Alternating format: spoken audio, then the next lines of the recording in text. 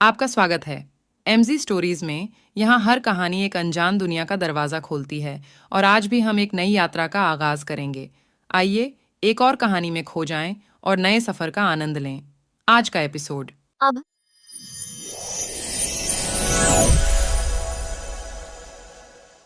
तभी उसे अद्विका की अब बेहद प्यारी और कै भरी आवाज सुनाई दी।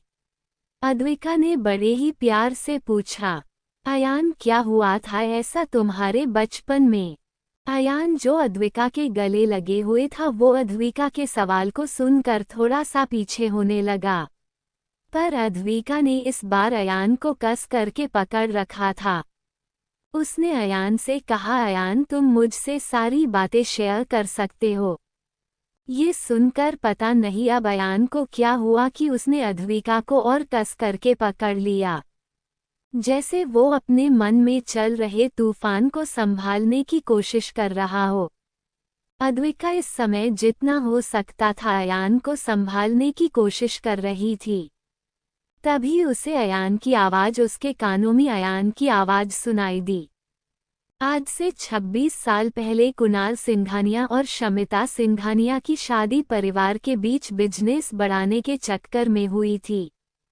ये सुनकर कि अद्विका जिसे हमेशा बीच में बोलने की आदत थी वो अपने आप को रोक ना पाए और उसने अयान से कहा, यार अयान मुझे तुम्हारे बारे में जानना है, तुम्हारी मम्मी पापा की लव स्टोरी को नहीं। अद्विका की इसी बात को ऐसे बीच में टोकने की वजह से अयान ने उसे गुस्से में घूर करके देखा। आखिर ये लड़की उसे इतने सीरियस मामले में भी क्यों नहीं बोलने देती। फिर उसने अपने आप को शांत किया और कमरे में बेड पर बैठकर कहा, वो मैं इसलिए बोल रहा था मिस कपूर जी क्योंकि मैं कोई आसमान से टपका हुआ खजूर नहीं हूँ। बख्यादा मुझे भी इस दुनिया में वैसे ही लाया गया है जैसे और लोगों को लाया जाता है। इस समय अब अद्विका अयान को घूर करके देख रही थी जो इस समय पागल मरीजों जैसी बात कर रहा था। अद्विका कुछ बोलती कि अयान ने खुद से बोलना शुरू किया। उन दोनों की शादी हो जाने के बाद मैं इस दुनिया में करीब 2 साल बाद आ गया था। ये बोलते हुए अयान के चेहरे पर अलग ही गुरूर था, जैसे उसने ना जाने कितना महान काम किया था। अयान ने आगे अब थोड़ा सीरियस होकर के कहा, मेरे माँ पापा के बीच में प्यार ना होने के बाद भी उन दोनों के बीच सब कुछ सही चल रहा था। मैं धीरे धीरे बड़ा हुआ और मेरी दोस्ती मेरे सभी दोस्त हर्ष, सक्षम और फिर उसने थोड़ा रुक करके कहा रियांश से हुई। ये सुनकर कि अद्विका अब और कंफ्यूज्ड होती जा रही थी कि आखिर अयान और रियांश का रिलेशन कैसा था। अयान ने आगे कहा, कुणाल सिंघानिया ने कभी मुझे ज्यादा प्यार नहीं किया था तो कभी किसी चीज के लिए मना भी नहीं किया था क्योंकि हमेशा से मैं दादाजी का चहेता रहता था। ये कहते हुए उसके चेहरे पर एक प्यारी सी मुस्कान आ गई। वही मेरी माँ हर माँ की तरह मुझे बहुत प्यार करती थी, पर इतने सालों में उसे सिंघानिया के रुतबे और उनकी पावर की आदी हो गई। फिर एक दिन वो काला दिन आया जब मेरे दादाजी सबको छोड़ करके चले गए। ये कहते हुए अयान की आंखें जैसे हल्की लाल हो गई थी। अद्विका भी अब अयान के साथ बेड पर बैठ गई। वही अयान ने आगे कहा, 1 महीने तक सब कुछ सही चलता रहा जब तक दादाजी के वकील ने वासिहत के बारे में नहीं बताया कि उन्होंने अपनी सारी प्रॉपर्टी अयान के नाम कर दी और कुणाल को कभी भी उसमें से कोई हिस्सा नहीं मिलेगा। Audio by Anarul 1997। शायद दादाजी जानते थे कि उनका बेटा उनके बिजनेस को संभालने के लायक नहीं था। और उस समय मेरी उम्र बस 10 साल थी तब उस छोटे बच्चे ने अपने पिता की नफरत को देखना शुरू कर दिया था। ये सब सोचते हुए तो अयान की आंखों से मानो आग बरस रही थी। पर उसने अद्विका को ये नहीं बताया कि उसके साथ कुणाल ने कितना जाहिलों वाला व्यवहार किया था। अयान ने आगे कहा, मैं स्कूल जाता और वहाँ घर की सारी बातें भूल जाता था। जैसी मेरी हालत थी वैसी ही हालत कुछ रियांश की भी थी। क्योंकि उसे भी कभी मिस दत्त और मिस्टर दत्त ने पेरेंट्स का प्यार नहीं दिया था। और सेम हालत होने की वजह से हम दोनों एक दूसरे के सच्चे साथी बन गए थे। समय बीतता गया, शमिता जी को धीरे धीरे कुणाल जी की हरकतों के बारे में पता चलने लग गया था कि उनका बाहर अफेयर है। पर वो कभी कुणाल जी को नहीं कह पाई क्योंकि पैसों की आदत ने उन्हें चुप करने पर मजबूर करके रखा हुआ था। मैं और रियांश तो बिल्कुल आत्मा और शरीर जितने पक्के दोस्त बन गए थे इतने सालों में। ए फ्लैट अद्विका से रहा नहीं गया तो उसने अयान से जल्दी पूछा, तो अयान तुम्हारा सौतेला भाई कैसे हुआ? ये सुनकर अयान थोड़ा सा स्मर्क के साथ मुस्कुराया और उसने कहा, 4 साल पहले अचानक तारा दत्त ने प्लान बनाया कि वो सालों पहले दबी हुई सच्चाई को बाहर लाएगी और बदले में उसके अपने ना जाने क्या लालच थे। उस दिन मुझे पता चलता है कि रियांश, जिसे मैंने इतने सालों से अपना अच्छा दोस्त मान रखा था, वो मेरे अयान ने जल्दी बात बदलते हुए कहा, वो मिस्टर कुणाल का मेरी मम्मी के साथ किया हुआ धोखा था। तारा दत्त उस समय मेरे पापा की ए हुआ करती थी और मेरे होने के 1 साल बाद तारा दत्त ने रियांश को जन्म दिया। ये सुनते तो अद्विका का दिमाग हिल गया। क्या रियांश ना जाया? अभी भी उसके दिमाग में कंफ्यूजन था कि फिर क्यों रियांश दत्त परिवार का वारिस है जबकि खून उसमें सिंघानिया का है। वही अयान जैसे अद्विका का चेहरा देख करके उसका सवाल पढ़ लिया था इक्वल्स। उसने बोलना शुरू किया, वो ऐसा इसलिए हुआ क्योंकि तारा को उस समय मिस्टर दत्त ने ही प्लान करके कुणाल के पास भेजा था, जिससे वो उन्हें उस समय बिजनेस में मात दे। ये कहकर अयान के चेहरे पे जैसे घिन भरे भाव थे। और हुआ भी ऐसा ही कुछ। कुणाल को कभी पता ही नहीं चल पाया था कि जिस ए के लिए वो पागल हो रहा था वो ऑलरेडी शादीशुदा थी। और जब रियांश उस औरत के पेट में आया तो वो उसे इसलिए नहीं मार सकी क्योंकि ये बात तब ओल्ड दत्त को पता चल गई थी कि उनकी बहू प्रेग्नेंट है और वो इस बात से ज़्यादा एक्साइटेड हो गई कि उनके घर में वारिस आने वाला है। पर यहाँ तो ये बड़े लोग मिलकर हम दोनों की जिंदगी से बस जुआ खेल रहे थे। Audio by Anarul 1997। हवा से भी तेज उसकी चाल, ज्वाला जैसा गुस्सा, दृश्य जो हमेशा इस दुनिया के सामने अदृश्य रही, आज आई है वो व्यान राजवंश के सामने। व्यान राजवंश जो था एक जमाने में बिजनेस की दुनिया का बादशाह, पर ना जाने अब क्यों है वो दुनिया के सामने एक मेंटल अनस्टेबल इंसान। कौन है दृश्य? क्या हुआ था व्यान राजवंश के साथ? क्यों आई है दृश्य व्यान के सामने? जानने के लिए पढ़ते रहिए माय बॉडीगार्ड वाइफ सिर्फ और सिर्फ पॉकेट नॉवल पर। Audio by Anarul 1997। अद्विका ने जब अयान की बातें सुनी तो अब उसे कुछ धीरे धीरे समझ आ रहा था कि क्या हुआ था उसकी लाइफ में। उसे अब अयान की लाइफ अपने से भी ज़्यादा कॉम्प्लिकेटेड लग रही थी। आयन तो अब जैसे पूरा पास्ट में डूब चुका था, अब उसे बहुत ज़्यादा गुस्सा आने लगा था। उसने गुस्से से अपना हाथ ग्लास टेबल पर मार करके कहा, बस ओल्ड दत्त की वजह से रियांश भी इस दुनिया में आ गया और उन्हें पता नहीं था कि रियांश दत्त परिवार का वारिस नहीं है तो उन्होंने भी अपनी सारी प्रॉपर्टी उसके नाम कर दी। ये कहते हुए अयान के चेहरे पर अब एक सार्कास्टिक स्माइल थी। उसने आगे कहा, और अब इस प्रॉपर्टी के चक्कर में मेरी और रियांश का वो बचपन ये लोग अपने लालच में खा गए। किसी को हवस का लालच तो किसी को पैसों का तो किसी को पोजीशन का। ये कहते हुए अयान जब रुका तो उसे फील हुआ कि अद्विका जब से उसे टेंशन में बुला रही है।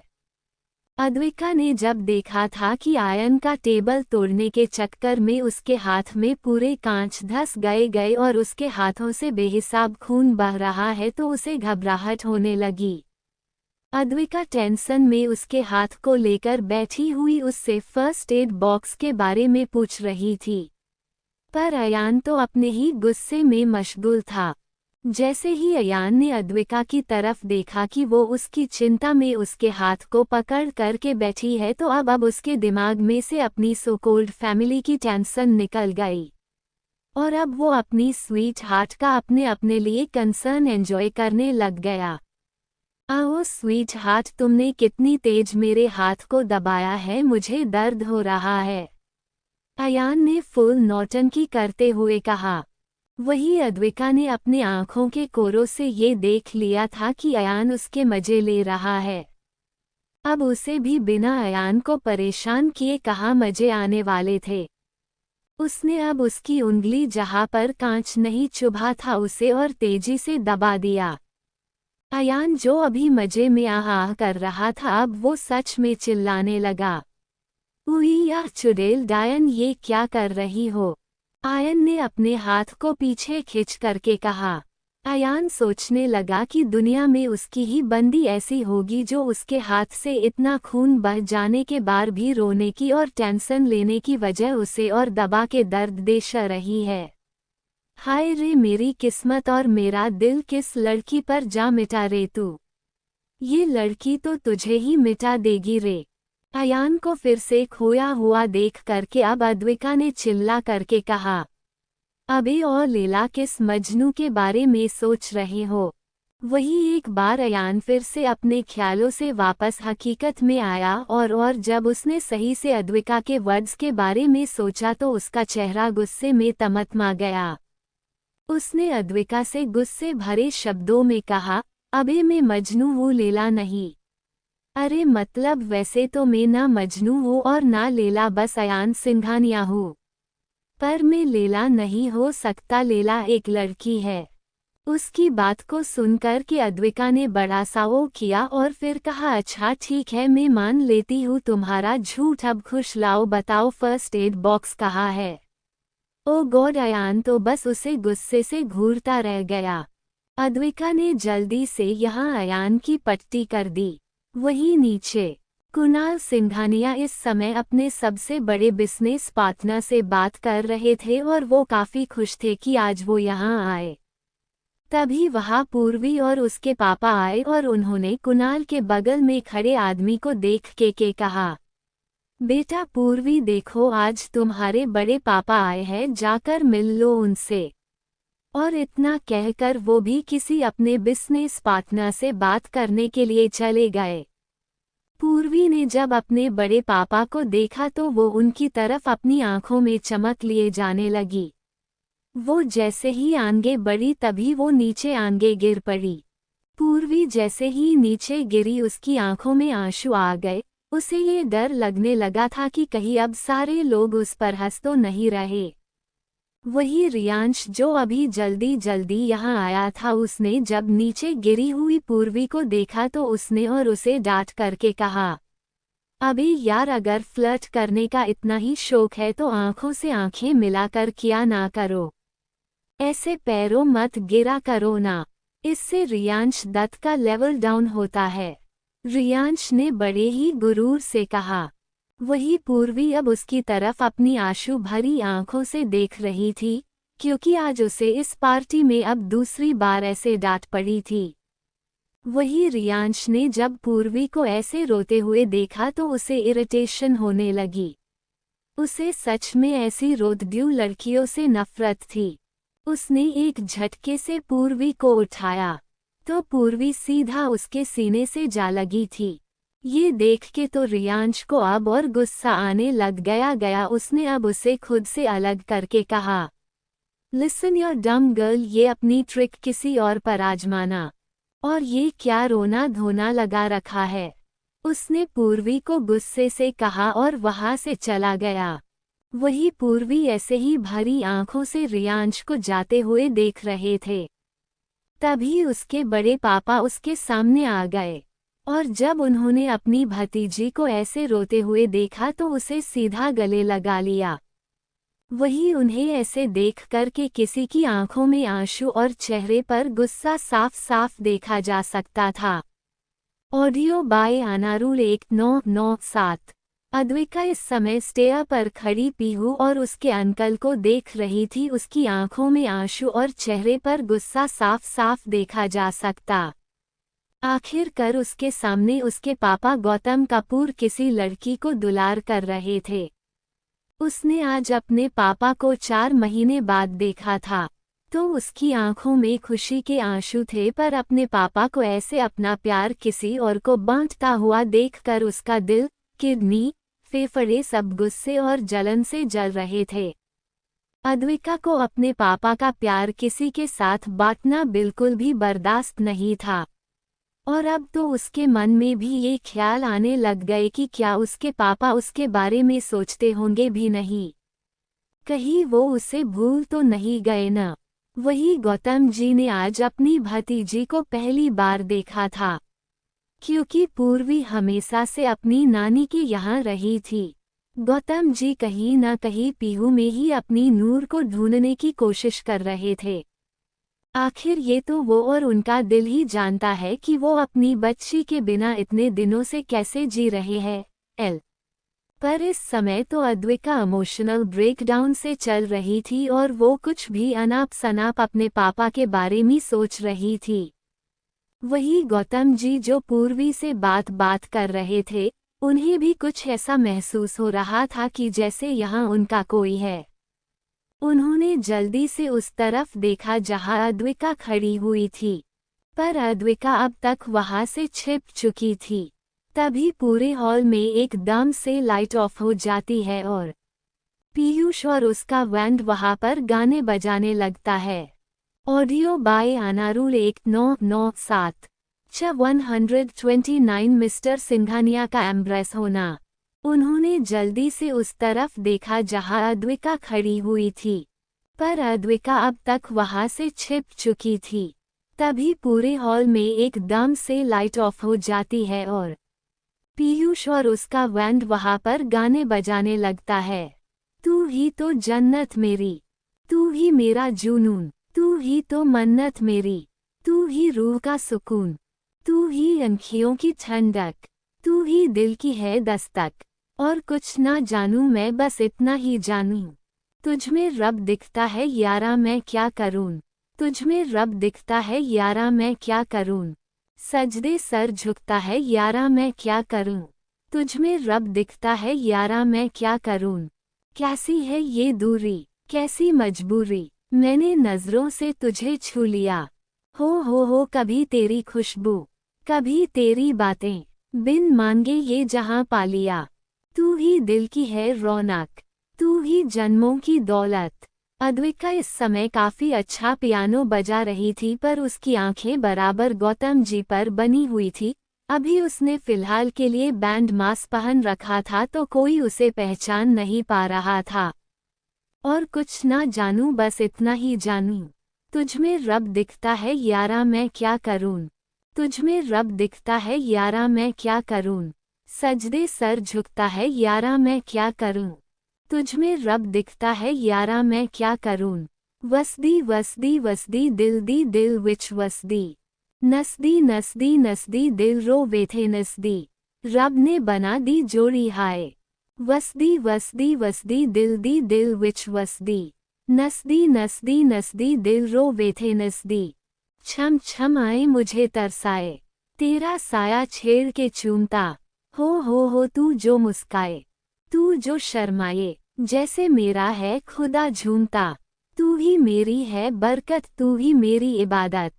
और कुछ ना जानूं, बस इतना ही जानूं, तुझमें रब दिखता है यारा मैं क्या करूं, तुझमें रब दिखता है यारा मैं क्या करूं, सजदे सर झुकता है यारा मैं क्या करूं, तुझमें रब दिखता है यारा मैं क्या करूं। वसदी वसदी वसदी दिल दी दिल विच वसदी, नसदी नसदी नसदी दिल रो वेथे नसदी, रब ने बना दी जोड़ी हाय। अब लास्ट में अयान नीचे ब्लैक टैक्सिडो में नीचे आया। वहाँ आई सारी की सारी लड़कियां तो बस मुंह खोले अयान को ही ताड़ करके देख रही थी। अयान को आया हुआ देख करके कुणाल जी को थोड़ा सुकून मिला कि चलो कम से कम अयान यहाँ आया तो सही।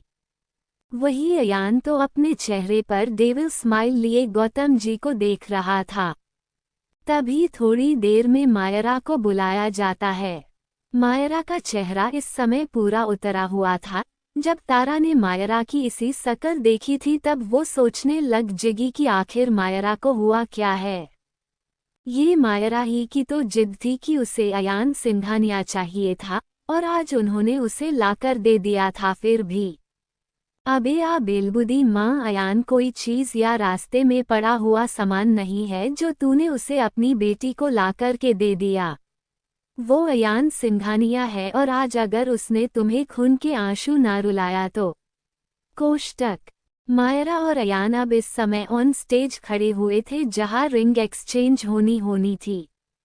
वही मिस्टर गौतम को आज ऐसा लग रहा था ना जाने कितने दिनों बाद उन्हें कोई अपना खोया हुआ मिलने वाला है। उनकी आंखें ना चाहते हुए भी बार बार मास्क लगाए हुआ अद्विका पर ठहर ही रही थी। उन्हें कभी भी उमेश जी मानसी के पापा ने बताया ही नहीं था कि अद्विका कहाँ और कैसे रह रही है। तो हर बार उन्हें अद्विक को देख देख कर लग रहा था कि वो शायद उनकी अद्विका है। पर एक लड़का सोच करके वो अपने दिल से इस ख्याल को निकाल देते थे। वही अद्विका का दिमाग आज पूरी तरह से ब्लैंक हो चुका था। आज उसने अपनी जान से ज्यादा प्यारे पापा को इतने महीनों बाद देखा था। तभी उसके कॉल पर किसी का कॉल आया। अद्विका ने जब कॉल देखा तो कॉल कबीर का था। कबीर का कॉल देख करके उसकी आंखें सिकुड़ गई थी। उसने तुरंत उस कॉल को उठाया और साइड जाकर के उसने उससे कुछ बात की। वही स्टेज पर मायरा और अयान खड़े हुए थे। अयान के सभी दोस्त नीचे खड़े हुए थे। किसी को कुछ समझ ही नहीं आ रहा था कि यहाँ ये सब क्यों हो रहा है और आखिर अयान के मन में क्या चल रहा है। पर तभी मिस्टर गौतम माइक लेकर अनाउंसमेंट करते हैं, हेलो लेडीज एंड जेंटलमैन, आज आप सभी को पता है कि ये पार्टी मिस्टर दत्त की बेटी मायरा दत्त और मेरे बेटे अयान सिंघानिया की एंगेजमेंट की खुशी में ऑर्गेनाइज की गई है। वही तारा दत्त की आंखें तो लालच से मानो सोने की तरह चमक रही थी। उनका कितने सालों से सपना था सिंघानिया परिवार की दौलत पर राज करने का। आज उन्हें अपनी आंखों के सामने सारे सपने सच होते हुए नजर आ रहे थे। फिर उनकी नज़र रियांश पर पड़ी जिसे देख करके उन्होंने अपना मुंह नफरत में घुमा लिया। रियांश ने देख लिया था कि उसकी सो कोल्ड मदर ने उसे कैसे देखा है, पर उसे भी उनसे घंटा फर्क नहीं पड़ता था। आखिर जिस मुर्गी के ऊपर उसकी मां उछल रही थी उसे तो वैसे भी उसका भाई आज मसल ही देने वाला है। रियांश तो आज पूरी तैयारी में आया था पूरी फिल्म को देखने के लिए। वैसे सिर्फ रियांश ही नहीं, वहां खड़े हर्ष, पीयूष, सचिन, सक्षम, मानसी, गागी सबको ही इसका इंतजार था कि आज अयान क्या करने वाला है। तभी मिस्टर कुणाल के हाथ से माइक लेते हुए अयान ने सभी लोगों को ग्रीट किया। अयान का ऐसे माइक छीनना मिस्टर सिंघानिया को अपने आप में बहुत ज्यादा एम्ब्रेसमेंट फील करा रहा था। अभी सभी लोग कुणाल जी को बड़ी ही हंसी भरी नज़र से देख ही रहे थे कि तभी अयान ने बोलना शुरू किया, सो लेडीज एंड जेंटलमैन, आप लोगों को बहुत ही गलत इन्फॉर्मेशन बताई गई है। फिर उसने सामने खड़ी मायरा को देखकर जो कहा, उससे पूरे हॉल में मायरा की बेइज्जती वाली हंसी गूंज गई। Audio by Anarul 1997। अयान ने मायरा को देखा और उसे देखकर कहा, लेडीज एंड जेंटलमैन, यहाँ सामने खड़ी जो ये बड़े बाप की बिगड़ी हुई कर लड़की मायरा दत्त है, ये बेवजह मेरे गले पड़ने की कोशिश कर रही है। मेरा इस पार्टी को ऑर्गेनाइज करने के लिए यहाँ एंगेजमेंट करने का कोई इरादा नहीं है। वही अयान ने जैसे ही ये सब कहा तो पूरे हॉल में सारे रिश्तेदारों की हंसी गूंज गई, क्योंकि अयान ने साफ साफ पूरी दुनिया के सामने मायरा को रिजेक्ट कर दिया था। तभी कुछ रिपोर्टर आगे आए और उन्होंने अपना माइक आगे करके अयान से पूछा, मिस्टर अयान सिंघानिया, क्या आप बताना चाहेंगे कि आज ये पार्टी क्यों रखी गई है और मिस मायरा से आपका क्या रिलेशन है?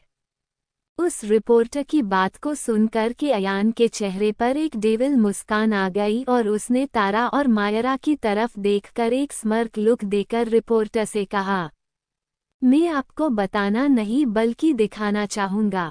फिर इतना कहते ही एक साथ पूरे हॉल की लाइट बंद हो गई और एक एक प्रोजेक्टर पर कुछ स्लाइड्स ओपन होने लगी। ये स्लाइड्स थी क्वीन विल्स कंपनी की, जिसने अभी कुछ महीनों से इंडिया में तहलका मचा रखा था। क्वीन विल्स जो अयान का अपना ब्रांड था, उसे अयान ने इंडिया में 1 साल पहले लॉन्च किया था, पर मात्र 1 साल में ही उसका ब्रांड इंडिया की ज्वेलरी कंपनी में टॉप 3 पोजीशन में आ गया था। अयान ने उन स्लाइड्स की तरफ शो करके कहा, आज ये पार्टी मेरे यानी अयान सिंघानिया के क्वीन वेल्स से रिलेटेड एक अनाउंसमेंट के लिए रखी गई है।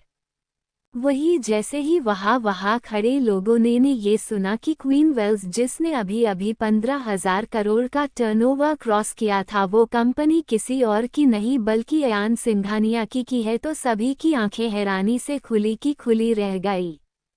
सबसे ज्यादा शौक तो कुणाल सिंघानिया थे, क्योंकि वो हमेशा सोचते थे कि अयान को एक ना एक दिन पैसों के लिए उनके आगे झुकना पड़ेगा और सिंघानिया कॉर्पोरेशन में आने के लिए वो उनके आगे गिड़गिड़ाने आएगा।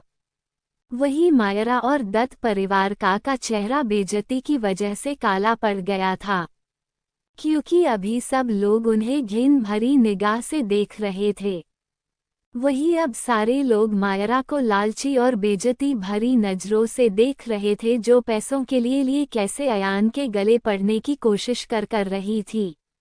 और दत्त फैमिली का नाम तो ऑलरेडी खराब हो गया था, जिन्होंने किसी अनाउंसमेंट पार्टी में जबरदस्ती अपनी बेटी को एक अमीर और सक्सेसफुल आदमी से बांधने की कोशिश की। वही मायरा की इतनी तगड़ी बेइज्जती होते हुए देख करके तो हर्ष और पूरी मंडली के चेहरे पर तो जैसो 4 गुना बड़ी स्माइल आ गई थी। हर्ष, जो जर्नलिज्म का कोर्स कर रहा था, उसने जल्दी से एक माइक उठाया और सीधा मायरा के चेहरे के सामने दाग के कहा, तो मिस मायरा, हमें पता है आपके इस खूबसूरत से चेहरे के दिखने के पीछे का राज ढेर सारा मेकअप है। क्या आप हम सब जनता को ये बताना चाहेंगी कि आपके मटर जैसे दिमाग में इतनी चालाकी आती कहाँ से है? बोलिए जरा। हर्ष अब इस समय अपनी पूरी फॉर्म में मायरा से मजे लेने के मूड में था, क्योंकि अयान ने ऑलरेडी माहौल बना दिया था, अब तो बस उस मौके पर चौका मारना था। वही मायरा तो शर्म से पानी होए जा रही थी, उसकी आंखें गुस्से से तो लाल थी, पर अभी वो हर्ष को कुछ नहीं कह पा रही थी। तभी हर्ष ने जल्दी से मायरा के चेहरे पर से माइक हटा करके कहा, अरे हाँ, मैं तो भूल ही गया था कि हर के कामयाब बच्चे के पीछे जैसे उसके माँ बाप का हाथ होता है, वैसे ही आपके इस काले और बेकार दिमाग के पीछे जरूर आपके टैलेंटेड माता पिता का हाथ होगा। वही तारा, जो वहाँ से फिलहाल मुंह छिपाकर भाग जाना चाहती थी, क्योंकि उस अपनी इज्जत वैसे तो वो है ही नहीं, उससे बहुत ज्यादा प्यार था, पर वो भागती कि उससे पहले ही अद्विका ने उसे आगे के लिए धक्का दे दिया और तारा सीधा रियांश के पैरों के पास जाकर के गिरी। वही अब इस मौके को रियांश कैसे छोड़ देता? वो जानता था कि अयान चाहता तो अपना गुस्सा वो इन लोगों ने जो सालों पहले जो दोनों परिवार में किया था, वो सबके सामने ले आता, पर इसके बाद लोग बस उसे एक नाजायज की नज़र से देखेंगे। इसलिए ही अयान ने दूसरा रास्ता लिया था, इन सबको इनकी औकात दिखाने के लिए। वही तारा, जो नीचे पूरी भीड़ के सामने गिर गई थी, उनका तो चेहरा शर्म से एकदम काला पड़ा हुआ था।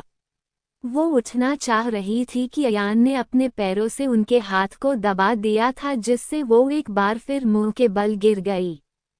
तभी सभी लोगों के कानों में एक लड़के की मर्दाना आवाज आई, पर वो लड़का कहाँ था वो किसी को दिखाई नहीं दे रहा था।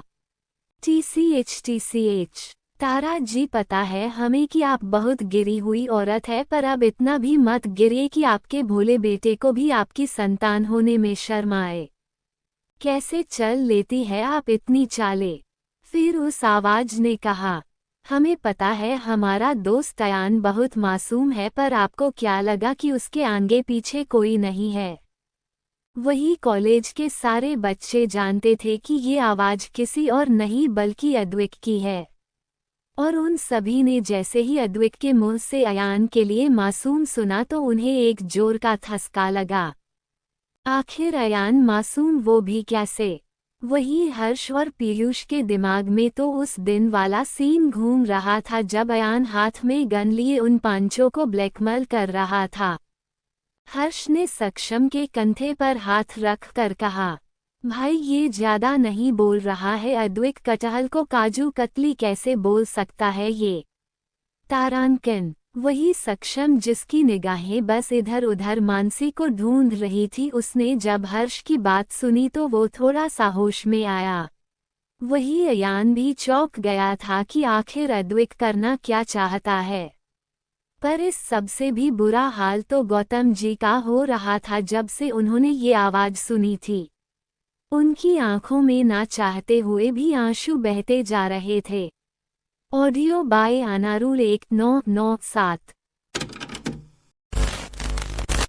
गाइस, नेक्स्ट एपिसोड का टारगेट 100 है। जैसे ही 100 लाइक्स हो जाएंगे नेक्स्ट एपिसोड आ जाएगी, इसलिए लाइक करना ना भूले। और ऐसे ही और भी मज़ेदार कहानियों को सुनने के लिए इस चैनल को सब्सक्राइब कर ले और बेल आइकॉन को भी ऑल पे सेट कर ले, जिससे कि आपको तुरंत लेटेस्ट एपिसोड की नोटिफिकेशन मिल जाएगी। Thanks for watching.